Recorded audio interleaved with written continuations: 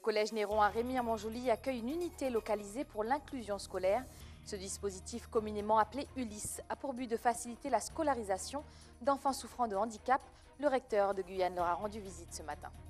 La mise en place prochaine du permis de chasse n'est pas très bien accueillie par les passionnés en Guyane qui ne comprennent pas l'utilité de cette nouvelle législation perçue comme un frein. Les explications dans notre journal.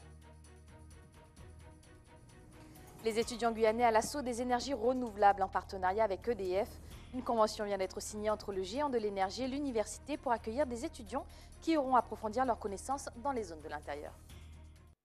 Mesdames et messieurs, bonsoir, merci de votre fidélité. Sachez que vous pouvez suivre ce journal en direct sur Facebook et désormais sur Orange TV. Effervescence à Matoury ce matin alors qu'un caïman a décidé d'assister lui aussi au cours dispensé à l'école de Barbadine. L'animal a rapidement été neutralisé par les pompiers avant d'être relâché dans son habitat naturel. En revanche, l'histoire ne dit pas s'il s'agissait d'un caïman à lunettes qui souhaitait juste apprendre à lire. Le 3 décembre dernier marquait la Journée internationale des personnes handicapées. Une dizaine de jours plus tard, le recteur de Guyane a visité une classe dite Ulysse, intégrée au collège Néron à Remire-Montjoly. Ce dispositif a pour objectif de permettre une prise en charge médicale et pédagogique d'élèves handicapés du premier et du second degré. Présentation de Jonathan Lariot.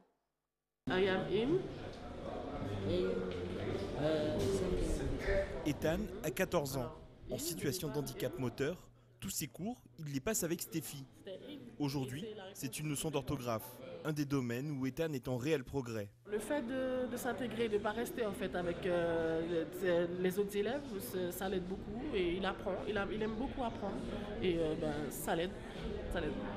Devant son ordinateur, l'attention d'Ethan est captivée par les consignes de Stéphie, entrecoupées de quelques sourires. J'aime pas me lever tôt le matin, mais ça va. Depuis tout petit, je suis allé à l'école. Okay. Alors, j'ai beaucoup appris. Depuis que je suis petit, j'ai beaucoup appris.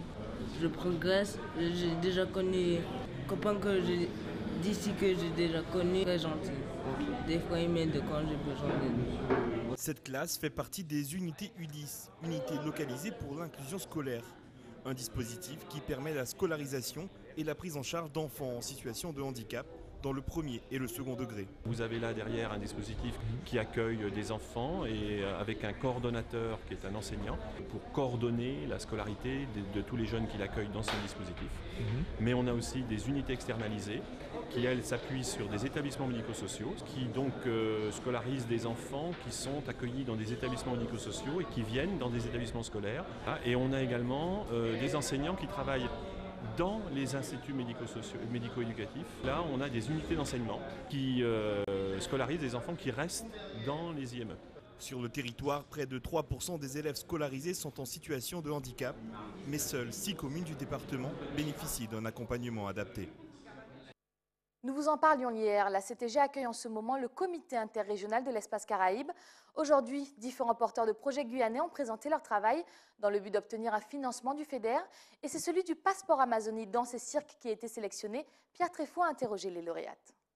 Ce projet, donc Passeport Caraïbe Amazonie Danse et Cirque, est un projet qui travaille sur la filière artistique et culturelle. L'idée, en fait, c'est de travailler sur les pratiques de la danse connues sur nos territoires Caraïbes et Amazonie et aller vers l'innovation avec des techniques moins connues que sont les arts du cirque.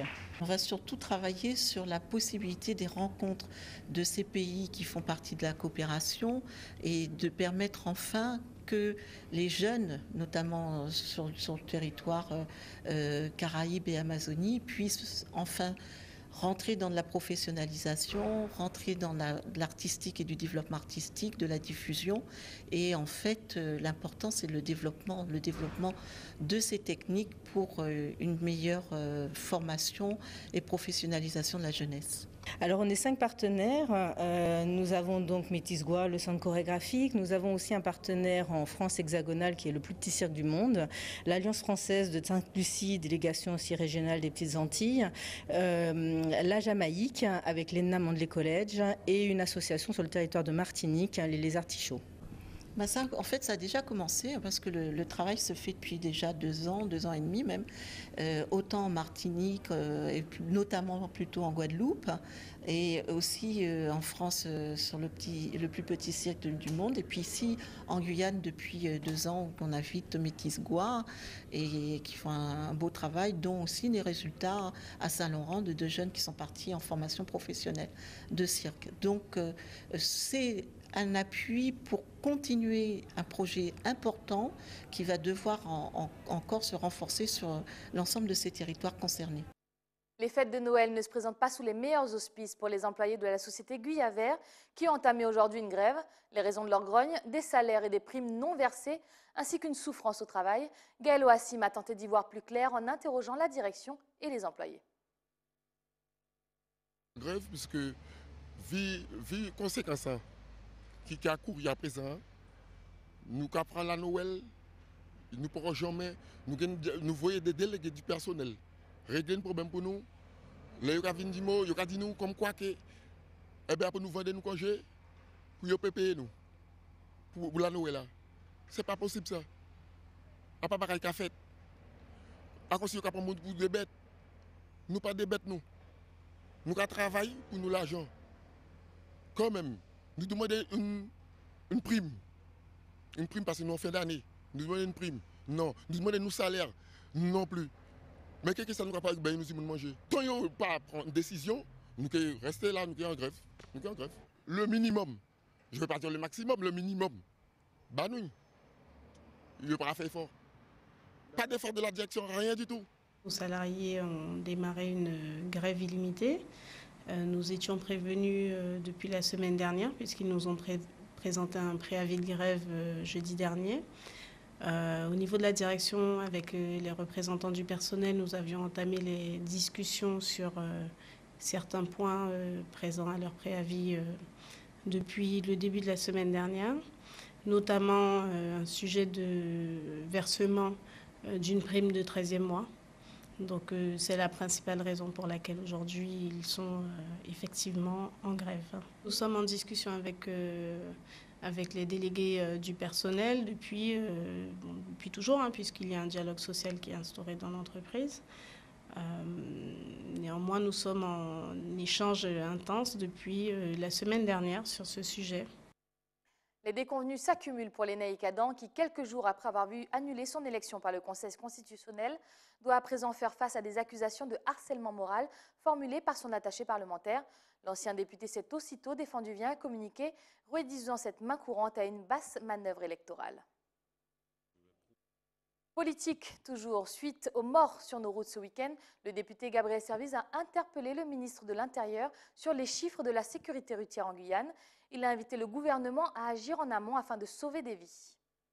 Dans la nuit du 9 décembre dernier, un terrible accident sur une route nationale de Guyane a coûté la vie à 3 personnes et fait 8 blessés, dont 4 en situation d'urgence absolue, portant ainsi à 23 le nombre de tués sur les routes de Guyane depuis janvier 2017. Monsieur le ministre d'État, comparaison n'est peut-être pas toujours raison, mais rapporté à la population locale, ce taux de mortalité sur les routes de Guyane est 2 fois supérieur à la moyenne nationale, déjà pourtant inacceptable. La Guyane souffre d'un réseau routier dangereusement sous-dimensionné, complètement saturé et dont l'état de délabrement de certains segments fortement accidentogènes est indigne d'un pays développé et soucieux de son aménagement. Je rappelle que les routes de Guyane restent particulièrement accidentogènes puisque le taux de tués pour 1 million d'habitants est de 123 en Guyane entre 2012 et 2016, lorsqu'il est en métropole de 53.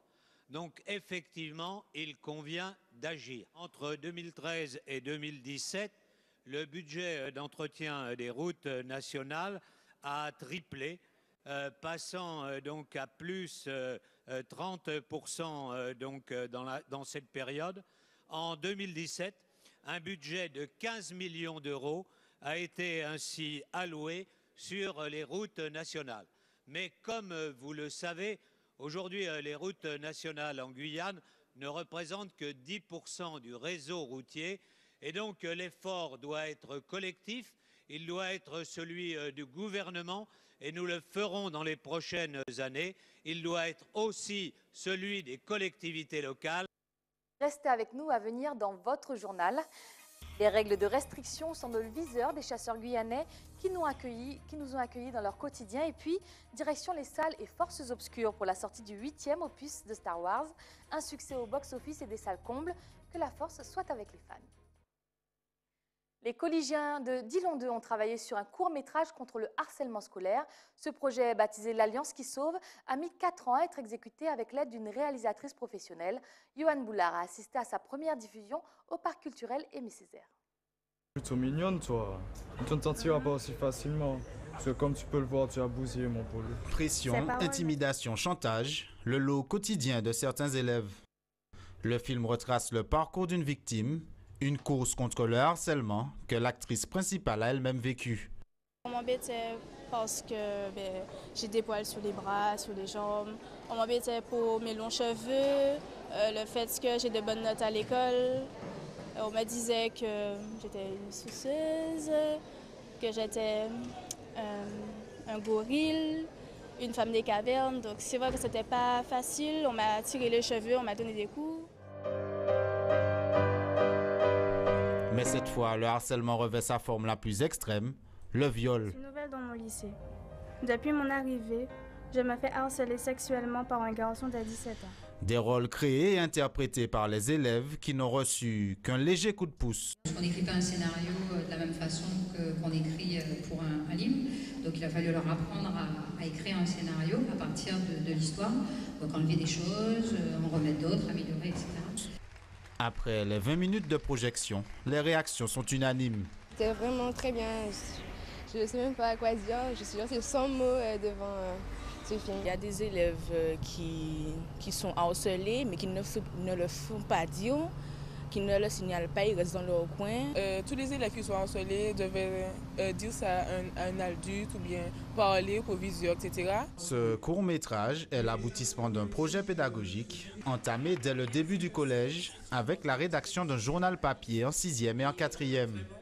Avec près de 35 cas recensés chaque année, le thème du harcèlement à l'école s'est imposé de lui-même. Au moment où le projet a été initié, c'était nécessaire. Non pas parce que le harcèlement, le problème ne se posait pas avant, mais parce qu'il a pris une ampleur difficile à contrôler, essentiellement à cause, malheureusement, des réseaux sociaux. Cette expérience de travail et de vivre ensemble a permis à ces élèves de libérer la parole sur un sujet souvent tabou, car l'une des armes les plus efficaces contre le harcèlement reste d'en parler. Il ressort de la visite de graves carences sur le plan de la sécurité incendie qui peuvent mettre en danger le public. Tels sont les termes du préfet à l'attention du directeur du CHU de Pointe-à-Pitre qui souhaitait une réouverture partielle de l'établissement après l'incendie. Cette alerte n'est pas tombée dans l'oreille d'un sourd et les syndicats ont convoqué dans la foulée une assemblée générale du personnel pour dénoncer les projets du directeur de l'établissement. Pour cette 3e assemblée générale depuis l'incendie du CHU, le principal point à l'ordre du jour était la réouverture de la tour nord. Le SDIS, service d'incendie et secours, a dit au conseil que le CHU, aujourd'hui là, par remplir les conditions de sécurité pour assurer réception à malade, hébergement à malade et traitement à malade. Parce que nous avons l'autre défection, nous avons l'autre situation de protection contre l'incendie qui part au point, qui part à fonctionner, qui HS. Okay? Mais ça, c'est des rapports constants que le SDIS fait, que la commission départementale de sécurité fait, et que le CHU n'est pas conformé à ces règles-là, puisqu'on va rappeler qu'au mois de mars dernier, nous avons fait un mouvement qui dirait un mois pratiquement, un mouvement de personnel, un mouvement de conscience. L'ARS et le CHU étaient engagés avec nous, syndicats du SUGTG, à débloquer pas de 8 millions d'euros pour mettre le CHU aux normes incendie et électrique. Ça n'a pas fait. Ni 20 millions d'euros qui ont été investis à tous les domaines techniques, biomédicaux et de sécurité qui ne sont pas faits. Donc c'est pour ça que nous avons dit accident là. Si il y a accidentel là dans ce venu, ça pas nous c'est pour ça que nous avons dit que telle situation qui permet que le CHU, la direction à CHU là, en lien avec l'État, en lien avec la direction générale de l'offre de soins, en lien avec l'ARS, mettre en place chez Mike Toukaboura l'offre de soins en Guadeloupe. L'autre point, l'organisation du CHU mise en place depuis l'incendie. Mais nous avons l'impression que l'accident là a servi l'ARS prétexte pour mettre en place un schéma d'organisation qui a été prévu, qui a consisté effectivement en un CHU multisite, avec un site certainement à Périn ou à Mont-Jolivière, réhabilité partiellement, totalement. Mais à terme, on CHU multisite. Là, le CHU qui a fermé à l'entour Cœur Amitié, c'est le soin de référence. Et tout est un établissement là, qui avait des établissements de palliatifs, ok, pour ça, il a concerné le poste urgence, le poste soins actifs. Selon le syndicat, cette organisation temporaire pourrait devenir définitive et avoir pour conséquence la suppression de 400 lits et 500 postes, une situation inacceptable pour le personnel. Des actions sont prévues. Nous, au conseil de surveillance vendredi, nous prenons là, nous allons soumettre le personnel là en motion. Là, nous allons exiger le conseil de surveillance là pour en position et vers nous à cette réactivation à CHU là. Premier bulletin, et bien évidemment, publication à diagnostic là qui fait ces nos difficultés aujourd'hui là. Et troisième bulletin, deuxième bulletin, nous allons dire c'est pour le mois de janvier. Nous allons pour le mois de janvier parce que nous allons dire une fois que le diagnostic est publié, il faut obligatoirement engager les travaux de réhabilitation et pour la réactivation à CHU là. Selon l'évolution de la situation du CHU, la prochaine assemblée générale du personnel sera programmée en janvier. Malgré cette alerte, la direction du CHU a maintenu la réouverture partielle de l'hôpital. L'Université de Guyane et EDF ont signé aujourd'hui une convention de partenariat. Cette nouvelle collaboration permettra aux étudiants de prendre part aux études relatives au développement des centrales à énergie renouvelable dans les zones intérieures de la Guyane. Les explications du directeur d'EDF, Augusto Suarez dos Reis, récoltées par Gaël Ouassim. On est très fiers de ce nouveau partenariat stratégique avec l'Université de Guyane parce qu'on a vu évidemment une grande complémentarité entre l'Université de Guyane qui est un temple du savoir, et le savoir c'est utile pour participer à la construction de l'avenir, et puis nous-mêmes qui offrons avec l'énergie un terrain justement pour les chercheurs, les étudiants, de mise en application concrète. Donc ce partenariat en fait développe diverses formes qui peuvent être à la fois des projets en commun de recherche, mais également l'accueil de stagiaires, d'universitaires, de la formation et des participations à des formations, mais également la valorisation de tout ce qu'on aura trouvé dans le cadre de ces partenariats. Voilà. Et on signe en même temps aujourd'hui un premier accord d'application concrète qui est sur un terrain magnifique, qui est celui des communes de l'intérieur, où l'objectif de la politique énergétique du territoire, et nous y contribuons, c'est d'emmener tous ces systèmes électriques vers du 100% énergie renouvelable à terme. Et on considère que l'Université de Guyane, ses étudiants, ses chercheurs vont y contribuer très directement. La loi du 28 février 2017 relative à l'égalité réelle outre-mer a introduit pour la toute première fois le permis de chasse en Guyane, une nouveauté qui devrait entrer en fonction à partir du 1er janvier 2018, mais qui se heurte au refus des syndicats de chasseurs locaux. Pour comprendre les raisons de cette opposition, Ayodele Germa et Pierre Tréfou ont partagé leur quotidien alors qu'ils allaient traquer le gibier dans la forêt dominale de Balata à Montigny-Riton-Grande. À l'affût, aucun détail n'échappe à l'œil du chasseur. Les traces au sol, les odeurs, les bruits de la forêt, tout contribue à débusquer le gibier. En Guyane, cette activité est surveillée par l'Office national de la chasse et de la faune sauvage. Il fixe les quotas des prises par sortie et par chasseur en fonction de l'espèce. Une réglementation que Victor Jean-René connaît bien, avec une volonté de chasser tout en préservant la ressource faunique. Actuellement, c'est un tapir par sortie, par chasseur. Donc nous préconisions plutôt un tapir par sortie et par groupe de chasseurs. C'est-à-dire que ce n'est pas un tapir une personne. L'espèce ne se reproduit pas facilement, donc on voulait effectivement participer à quelque chose de concret.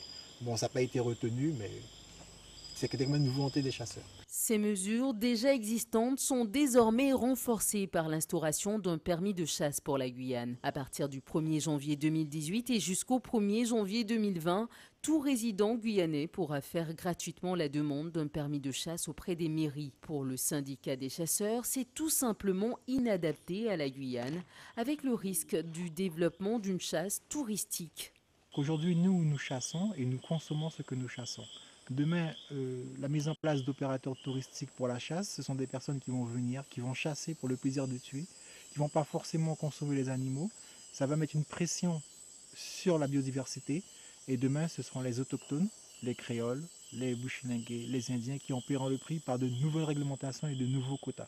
Il y a énormément d'accidents de chasse en métropole, beaucoup plus qu'ici proportionnellement, à cause justement de ces zones de chasse très délimitées, très serrées, où effectivement les gens vont chasser, ne se signalent pas, comme on a fait en rentrant sur la piste, Et puis après, aussi, ça peut aussi permettre la disparition du gibier sur une zone. L'un des buts affichés par cette réglementation est de limiter la circulation des armes sur le territoire. Instaurer un permis de chasse serait aussi une façon de recenser les chasseurs de Guyane estimés entre 15 et 20 000 individus. Mais pour Priscilla Sabajo, cela reviendrait à priver les communautés traditionnelles, notamment amérindiennes, d'un moyen de subsistance. Les populations autochtones vivent essentiellement de la chasse, de la pêche et des cueillettes. Après, ça dépend également du secteur, puisque c'est les villages qui sont sur le littoral, c'est pas les mêmes pratiques que ceux de l'intérieur.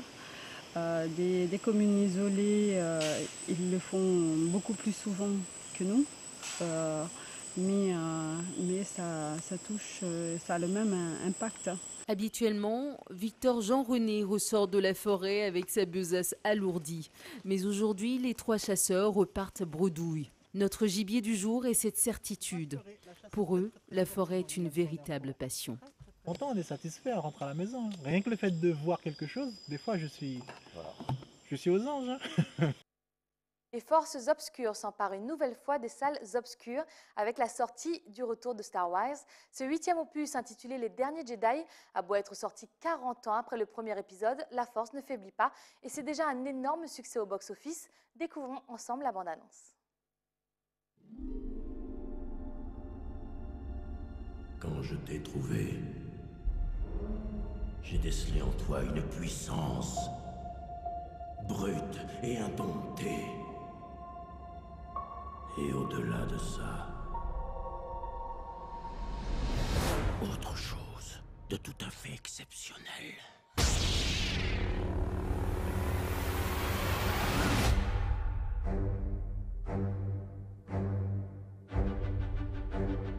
Quelque chose sommeillait en moi depuis toujours. Ça s'est réveillé. Et j'ai besoin d'aide.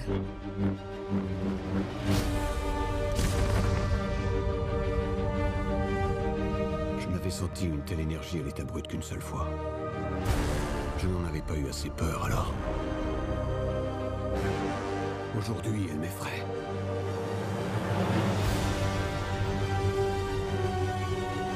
Laisse mourir le passé. Tue-le. S'il le faut. C'est la seule façon de devenir ce que tu dois être.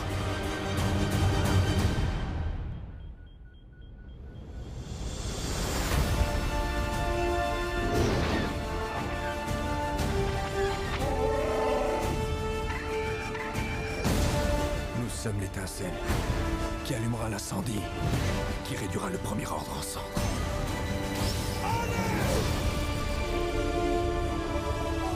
Ça ne se passera pas comme tu le crois. Il est temps d'accomplir ton destin. J'ai besoin que quelqu'un me dise où est ma place dans tout ça.